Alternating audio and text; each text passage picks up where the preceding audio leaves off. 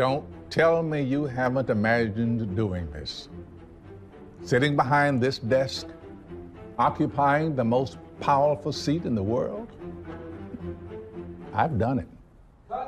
And even when you're playing the role of the President of the United States, you get a sense of the awesome power we entrust to one person.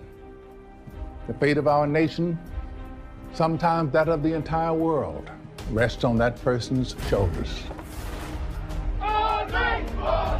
But sometimes we disagree with the person at the top.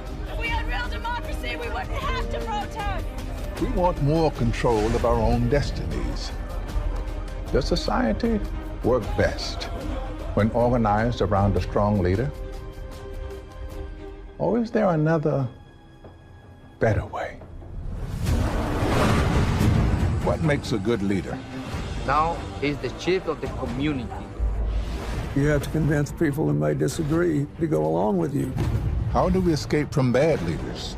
Women started coming to me because the government are not doing anything. Or the tyranny of the mob? I was beaten on the street. It was like first time I completely understood who you really are if you're a gay in Russia. And is democracy really the best way to run society? Washington doesn't like to say this. Lobbying is bribery. Everyone's biased, so everybody actually having to vote to make laws would be pretty crazy.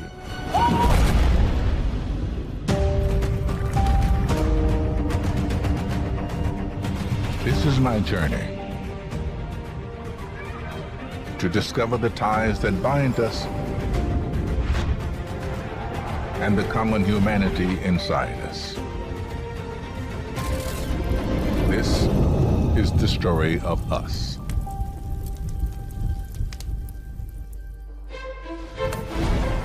Society is made up of individuals like you and me. Each one of us living our lives, chasing our own hopes and dreams. But it's not everyone for themselves. We turn to leaders to help us work together, enforce the rule of law, and protect us from harm. We give up some of our individual freedom for the sake of the common good. It's a social contract we've been making for thousands of years. I'm heading into the jungles of Panama to witness this social contract in the making. Today, an indigenous people known as the Embera will hold their traditional ceremony to select a new chief.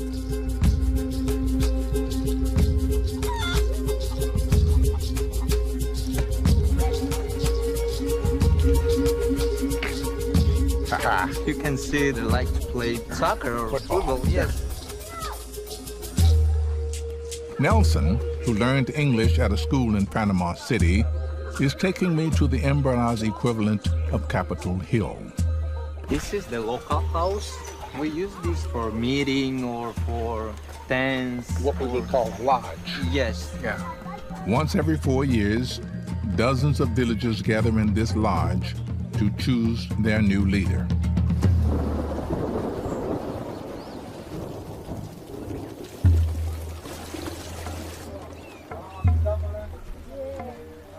Today we are looking for another person to be that we call El Noco. El Noco. El Noco is the chief of the community, okay? So right now we have two people in front. That's two persons, the candidate. The people It's are, like the nominee. yes. The only requirements to run for office are that you have to be over 30 and have a calm demeanor.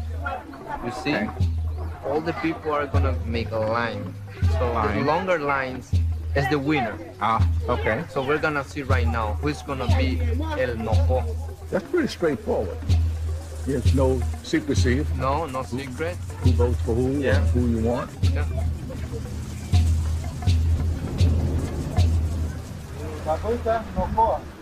The winner is him.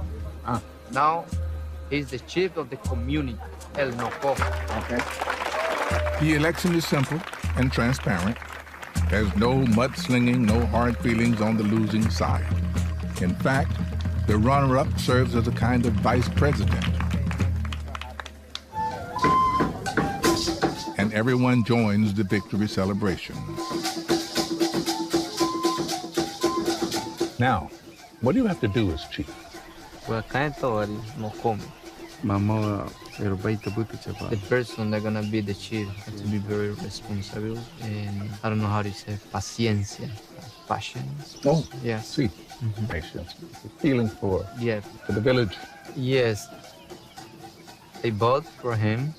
I can see that he's a smart man, and of course he's my father-in-law.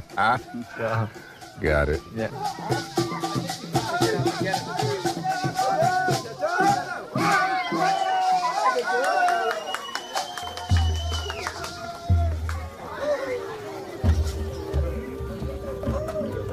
This is incredible.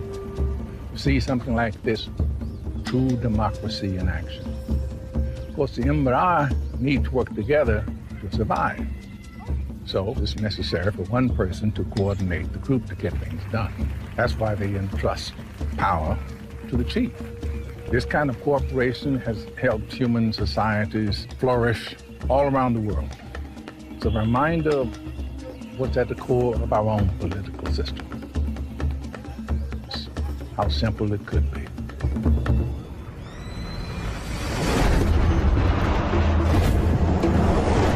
Most modern societies are exponentially larger than the Emperor village.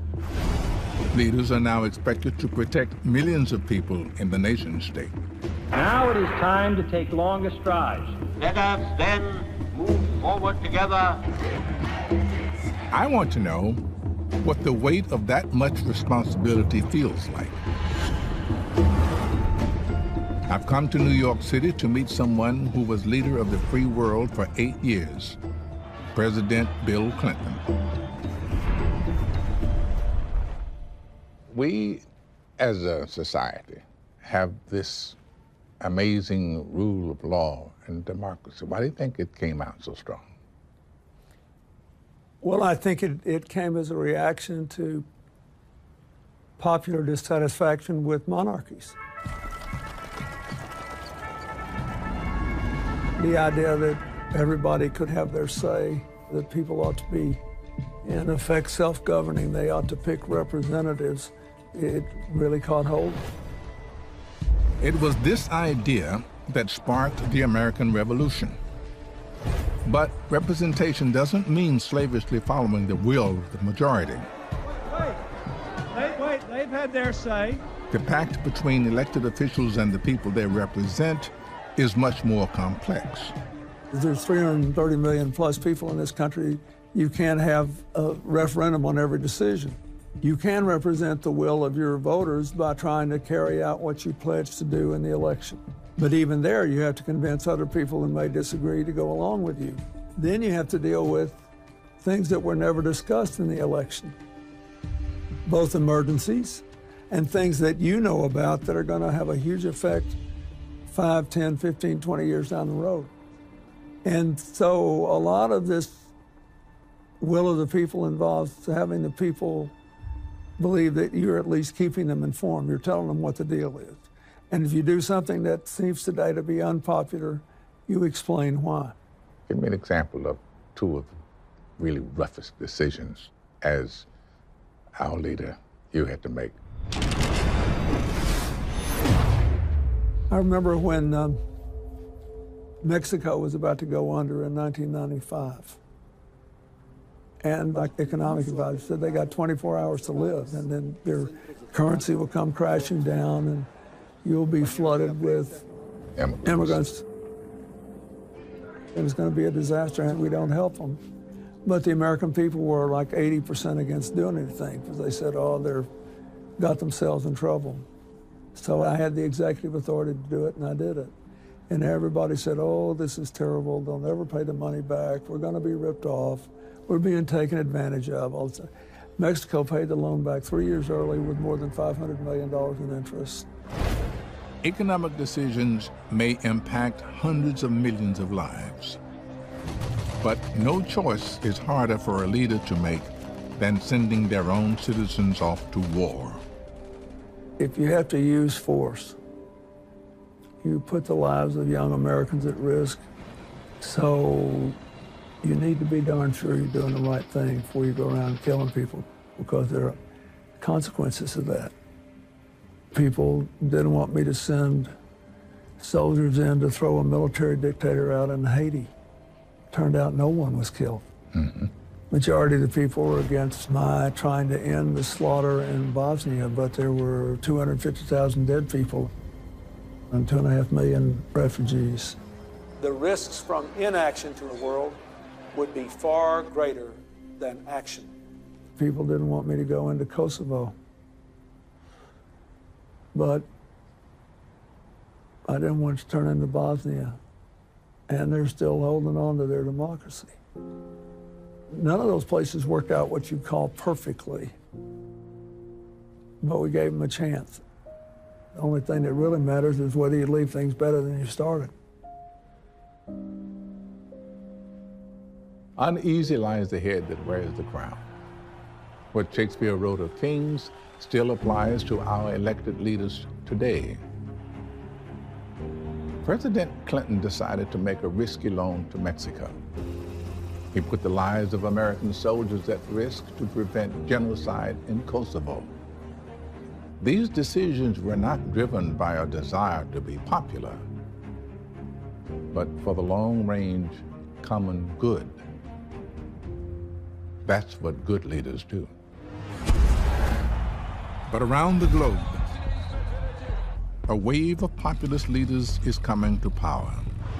Their quest for popularity may unleash mob mentality and persecution of the minority. You kill us, we kill your country.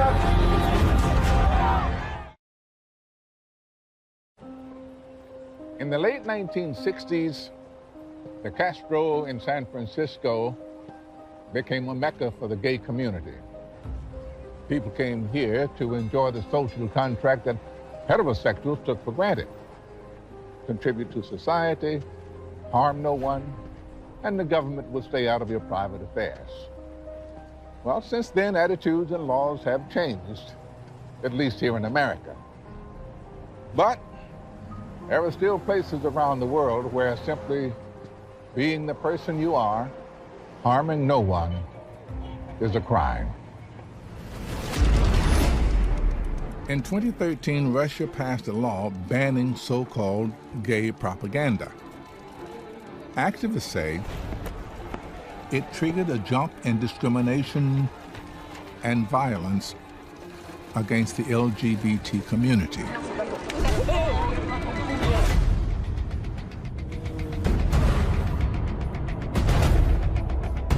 I'm on my way to meet a Russian immigrant couple, Oleg Dusayev and Dmitry Stepanov.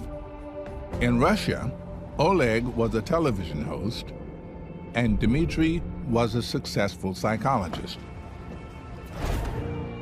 I want to know why they left behind their careers to come to the U.S.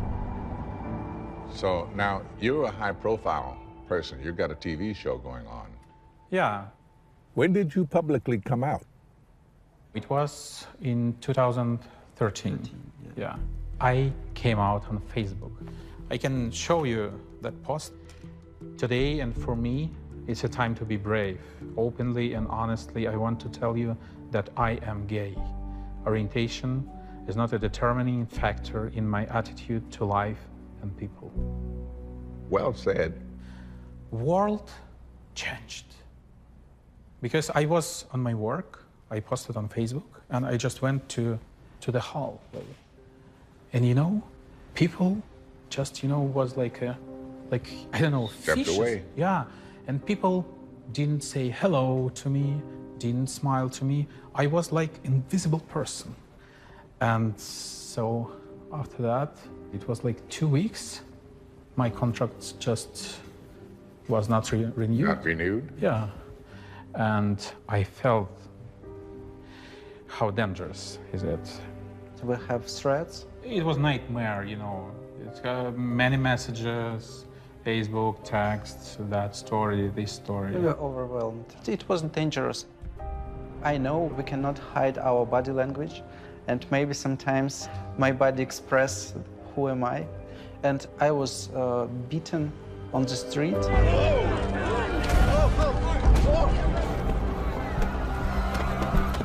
It was a terrible experience because police did nothing. So I went to the hospital because my love in the hospital, and they just asked me, who are you? You can't be here. What are you doing Are you here? family or what? And I just needed to lie something like I'm his boss or something.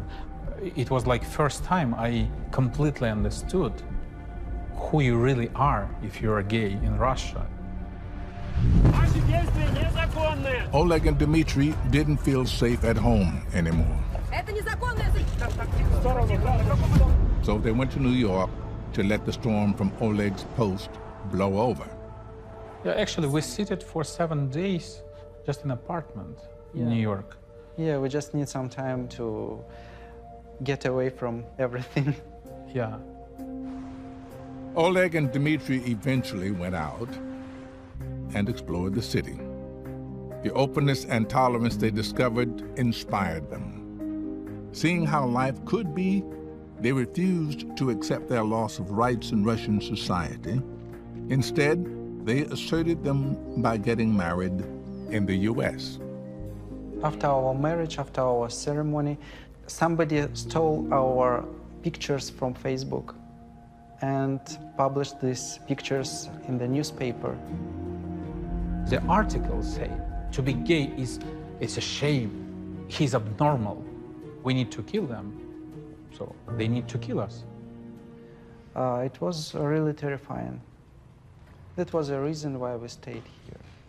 Yeah. You only have each other to hold on to here. It was a difficult choice. We had our careers in Russia. We had all our friends and families there. Yeah, but here we can, to go. Walking. To walk. Hand, yeah. Yeah, and it's okay. It's normal.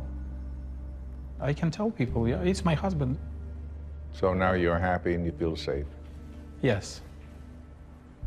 Here in the U.S., once the shift started, change came rapidly. What do you think it would take for Russia to be more relaxed? About 100 years, 200 years. And unfortunately, the situation is getting worse. There is a lot of stereotypes in Russia. Russia has a different history and a different human rights movement. They need more strength to overcome these barriers toward tolerance. Well, I wish you both long life, happiness. Thank you. More than 2 centuries ago, the United States Constitution gave its people certain rights. And among them was freedom of expression. America would be a new type of society, one where people would be free to be who they really are.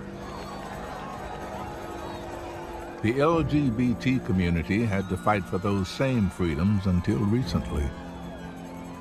Now, Oleg and Dmitry are engaged in a struggle to move Russian society forward. I hope they succeed, because in the end, any society that stops people from being who they truly are is bound to fall. There will always be divisions in a society, disagreements between political, religious, and cultural groups. When leaders exploit these divisions, they can steal power from the people and keep it all for themselves. In 1971, General Idi Amin took control of Uganda with a military coup. I must make sure that every Ugandans get a fruit of independence. He inherited a country hungry for a strong, native-born leader after decades of subjugation under British rule. Amin was initially greeted with cheers, but his regime soon became one of torture and murder. He earned the nickname the Butcher of Uganda. To try to understand how power can descend into tyranny, I have come to Africa to meet with someone who spent years in Amin's inner circle, Uganda's former Minister of Health, Henry Chiemba. Idi Amin had 8 years. In those 8 years of murders, killings, eliminations, how many people? It was a difficult figure to come by. 150,000, 500,000, we will never know. Do you know why Amin did these things? As time went on, power was getting sweeter and sweeter by the day. It always will, won't it? And he thought he could carry on. It seems that the longer he was in power, the more violent he got. Amin knew that he came into power by the gun. And he used to tell his soldiers that the gun is your sister, it's your mother, use it to get whatever you want. Many innocent people were killed. They were thrown on the lake, in the Lake Victoria. And they ended up going onto the River Nile. And you'd find the dead bodies floating on the river. Well, this sounds like there was just no law. They are using prisoners to beat their fellow prisoners to death, not knowing that the others will come and do the same to them. It is the kind of brutality you can't explain. They use detainees to commit these atrocities. Yes, I was advised, in fact, that my own brother was also killed in that way. What was your reaction to your brother's death? It's not something nice to talk about.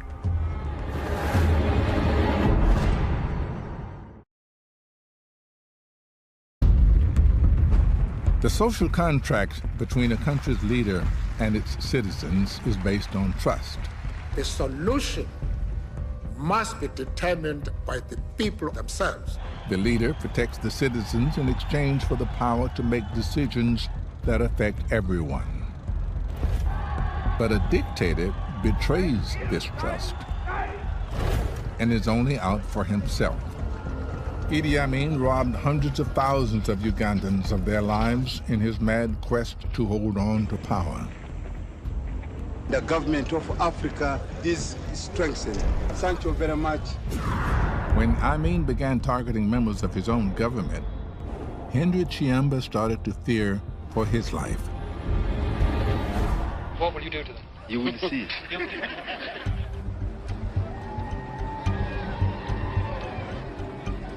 After the murder of 2 cabinet ministers who were friends of mine, someone sent me a note.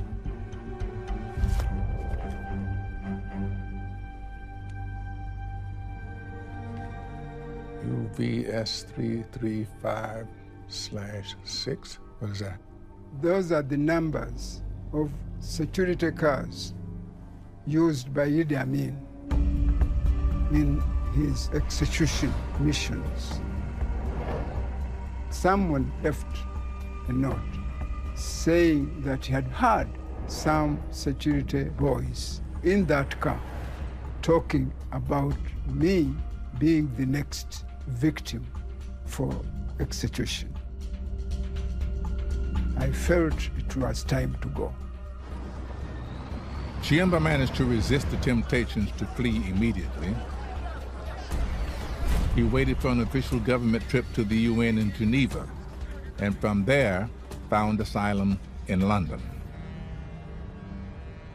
You went to work after that to spread the word about him. I decided to fight Amin in a way that he could never fight me with a gun. I said I would use a pen. I gave interviews to senior journalists about what Amin was doing to the country. I also worked on the book, The State of Blood, for them to know what was happening in our country. Henry's writing was crucial in spreading word of Idi Amin's tyranny around the world. Amin's ever-increasing lust for power led him to invade neighboring Tanzania. Foreign powers began to take action. Amin's ironclad grip began to loosen. What is actually happening in Uganda now? Troops are deserting the army, and Amin is in hiding. On April 11, 1979, Idi Amin was overthrown by Ugandan rebels and Tanzanian forces.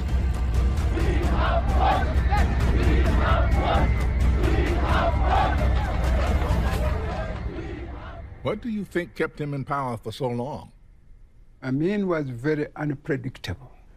He would do things that you think were absolutely normal, and yet, in the next minute, he's doing the exact opposite. And that kept him in power beyond what one would have expected. Brutality and unpredictability go together. The English historian Lord Acton famously said, "Power tends to corrupt. Absolute power corrupts absolutely." Few leaders have lived out that phrase more vividly than Idi Amin. Once he seized power, there was no moral line he wouldn't cross to keep power. The specter of Amin is still with us. Around the globe, strong men still covet power, would do anything to get it and anything to keep it. We must be ever vigilant against leaders who want power for themselves, not for us, the people. When people are robbed of their power, when they lack a voice in their own fate, they face a choice: accept it or fight back. But in the rural lowlands of northern Kenya, one group has found a third way. They are walking away and building a new society. Political science professor Faith Ogeto Orwa is traveling from the capital, Nairobi, to learn more.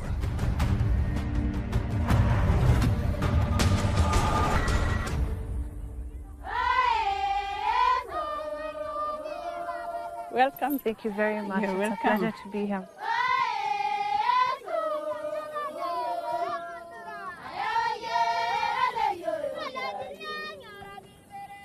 The village is called Umoja, and its founder is Rebecca Lolosoli.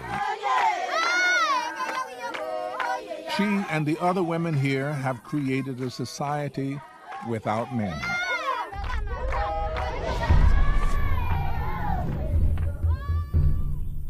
Hi, Rebecca. Tell me a little bit about the village and about the women that live here. Yeah, we have 48 women in this village. We have new women coming. Yeah. The way now you see the women are making the houses. The women who have come here belong to Kenya's Samburu tribe, a society where men hold all the power. In Samburu culture, most women can't own property. They themselves are considered the property of men. In our community, women has no right.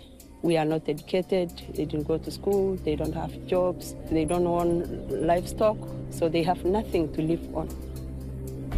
You know, the Samburu people, we are polygamous, and maybe you will start disliking you, the first wife, and start beating you until they start kicking you out of that home.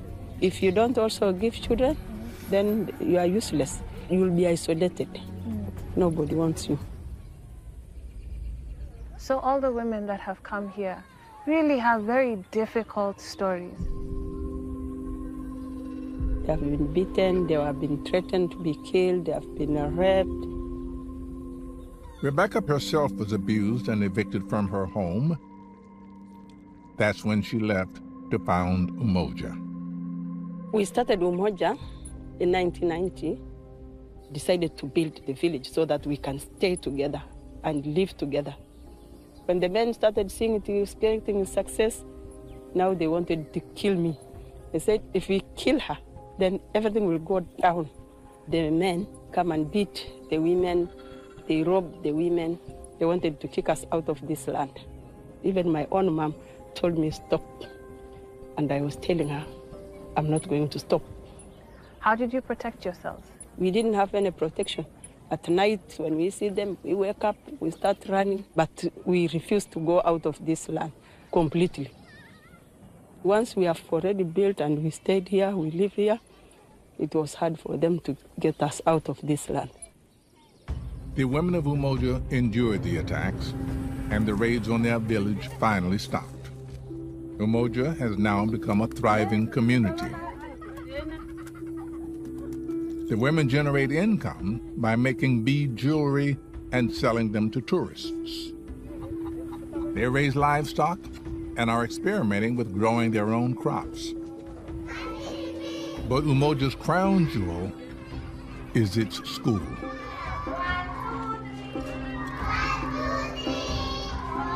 This is where the women are creating a new society, different from the one in which they were raised. They hope the boys growing up here will learn to treat women as equals and take that attitude with them when they leave the village as adults. We have seen education is the key for everyone. This village is like a training center. We teach our boys to respect the rights of the women. We are proud of our sons. If Rebecca has her way, Umoja is just the beginning of a new, broader culture where women have a say. You always move forward. I'm always moving forward. Whether they say they are killing me, I'm not scared. I'm always going forward. So our life is always improving. The women of Umoja were born into a society where they had absolutely no power, where the men treated them like cattle. So they built a new society. They are rewriting the social contract, giving women a voice in the new order, and imbuing their sons with the belief in gender equality. Theirs is a young culture, but the future looks bright. New societies begin with the hope of solving old problems. Ethics and corruption concerns at the center of a federal bribery investigation. But human nature means that certain challenges arise again and again, like the influence of money.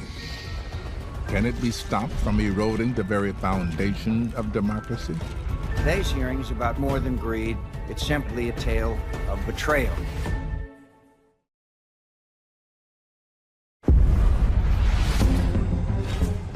In a democracy, power is ultimately supposed to rest in the hands of the people.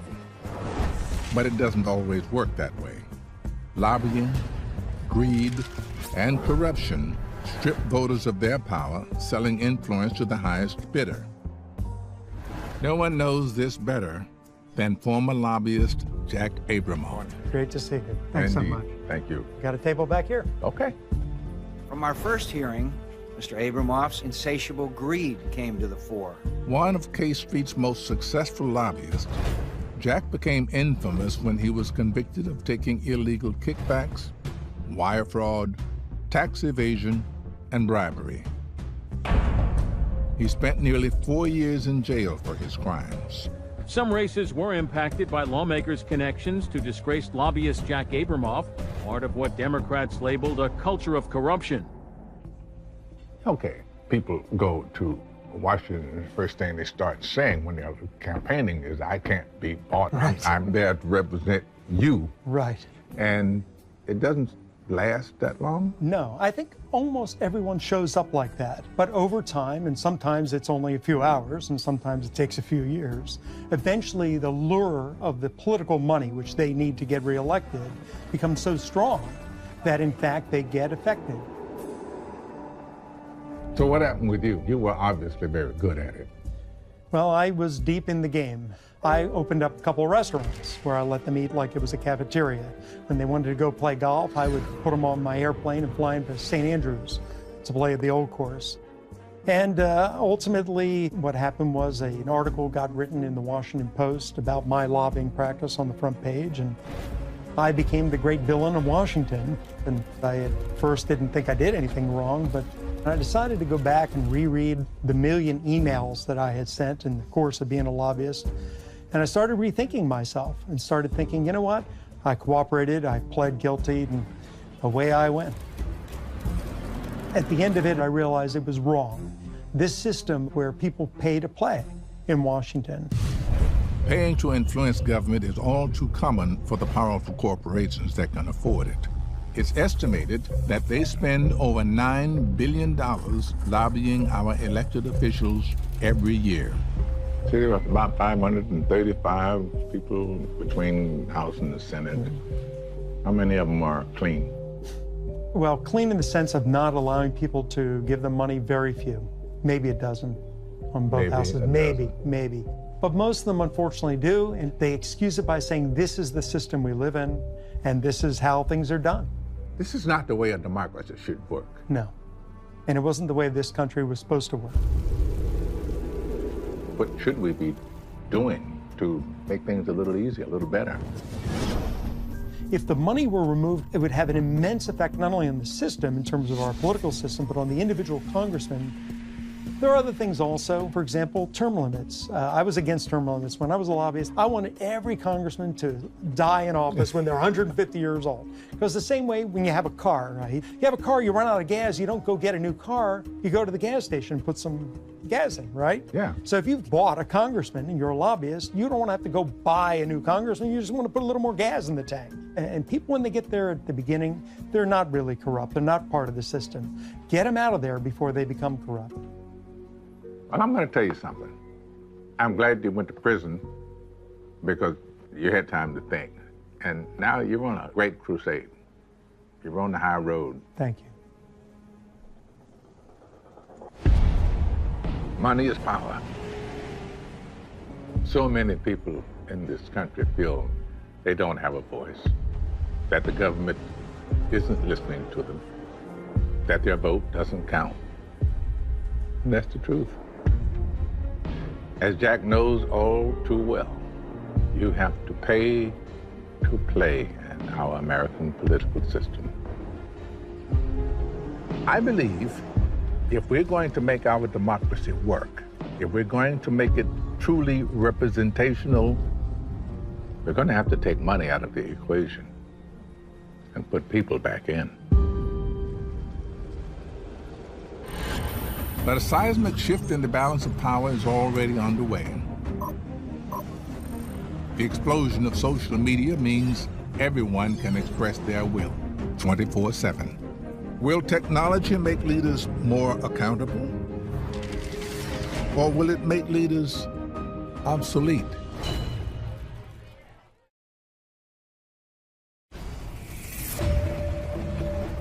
Corruption, repression, and tyranny all rob people of their rights in society. But the internet has given them a new way to be heard. When leaders monopolize power, can technology help people take it back? To find out, I'm headed to San Francisco. I'm here to meet one of the founders of Twitter, Evan Williams. He's moved on from Twitter now and created a new internet startup, Medium. I'm always curious about, if you'll pardon the expression, people like you. Mm-hmm. Where do you come from? Who are you? How did you get into this? I grew up on a farm in Nebraska, rural Nebraska, literally in the middle of the cornfields. I was pretty isolated growing up, and this was pre-internet. I had a computer. I learned programming when I was in high school. And when the internet started emerging in the late 90s, what I believed at the time was once everybody had a voice, we would all be smarter because good ideas would rise to the top and truth would rise to the top, and we'd be able to say, well, that's wrong, this is good, let's talk about it. I'm thinking about, my father was barber, and a barber shop was town hall. So everybody even heard it on the radio or they read the paper and they came to the barber shop and discussed it. Is Twitter the extension of that? Yeah, we've used that analogy before of the global town hall. Turned out it was more complicated than that. So when we built Twitter, it was with the ethos of we want to connect as many people as possible and let information flow as freely as possible, and with an assumption that most people are going to use that in a good way, which is true, but the degree to which people who are the bad actors can spoil it for other people, we didn't really design in well enough. And so I compare it to the real world and saying, even if you believe most people are good people, you still may lock your door when you leave your house. So the internet is a good thing. We can all know more about each other and perhaps be smarter. That's the hope. On the other hand, we have the dark side. Which side's winning? It's really pretty equal match right now. I think what we found is that what gets rewarded on the internet is attention. It doesn't reward quality of attention. It doesn't reward accuracy of facts. And people have figured out, well, what's the cheapest way to drive attention? Have a car crash. And it gets this self-reinforcing cycle. So if you look at a car crash, then the internet thinks, oh, you like car crashes. Here's more car crashes.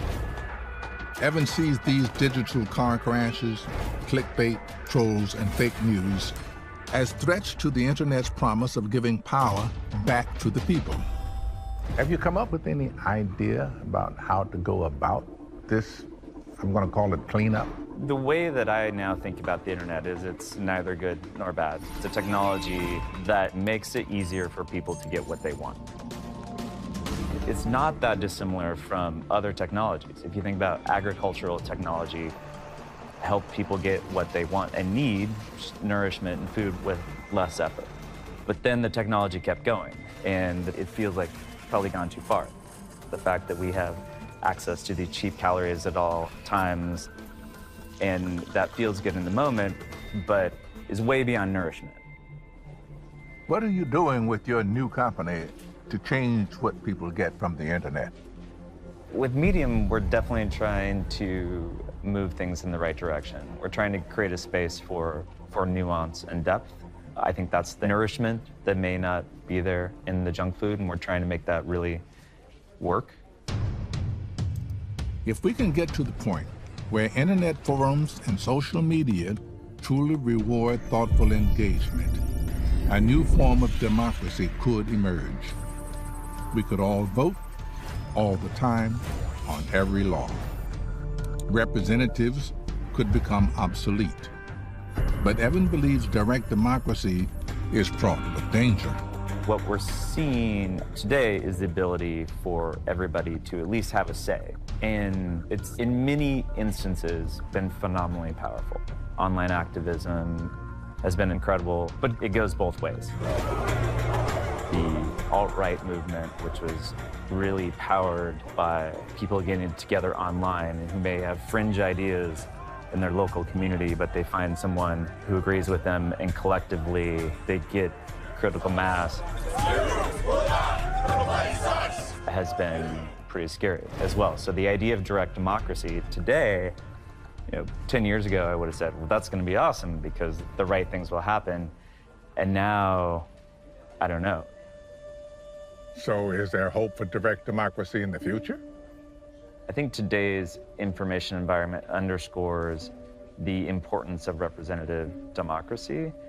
Things are so complex today, much more than they were 200 years ago, that the idea of let's all vote on the healthcare bill, and the complexity of that, to understand it, we need to elect people who we trust to make those decisions for us. But if everyone can vote on the laws themselves, you can't stop me from voting just by gerrymandering my district. I think what we're unhappy with is the representatives, not necessarily the representative democracy. But what I think the internet will drive us toward is demanding more transparency from the representatives and being actually responsive to their constituents' needs. And I think it's more possible to make that happen now.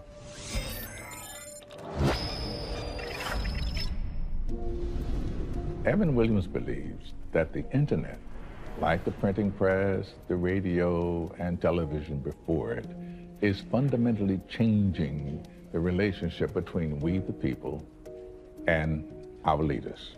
It gives us direct and instant contact with government. It has the potential to wrest back power from leaders who have gone off course. But it could also take democracy in a frightening direction, steered by hateful hackers, vengeful trolls. The task ahead of us now is learning how to use our new power wisely.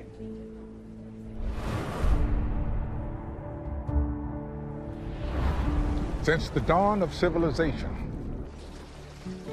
there's been a tug of war between society and its leaders. Now, we need leaders to get things done. But if we give up too much power, tyranny ensues. People lose their right to choose their own destinies. Today, we stand at a crossroads. Technology has given billions of us the power to make our voices heard louder and clearer than ever. Today, we have the power to shape society and be accountable for the world we make. Now, I'm hopeful, in spite of the dangers that lie ahead, because I believe that ultimately, there is one power that is greater than any despot, the power of the human spirit. I believe that.